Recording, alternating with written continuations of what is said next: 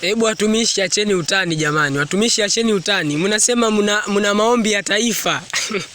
Taifa gani mnaloliombea nyinyi? Taifa gani? Ni Biblia gani ambayo imeruhusu watu sasa kuliombea taifa? Hili ni Agano Jipya. Hamna maombi ya kuliombea taifa. Yaani maombi hayo hayapo sasa hivi. Sasa hivi linaombewa kanisa. Kanisa ndilo linaloombewa.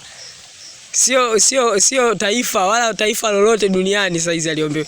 Eti tunaliombea taifa la Israeli. Bwana alikumbuke kwa lipi? Waisraeli lazima waikubali Injili, wamkubali Yesu kama Masihi wao. Kinyume na hapo ni kwamba wanaenda tu jehanamu kama kawaida. Hamna maombi ya kuliombea. Tunaliombea taifa letu, sio? Hamna maombi hayo, hayapo. Hamna. Mtume Paulo anasema hivi katika waraka wake, tuwaombee viongozi ili kuwe na amani katika nchi tunayoishi. Lakini sio kwamba mnatengeneza maombi mengi watumishi, tuliombee taifa, mitume na manabii. Hamna maombi hayo.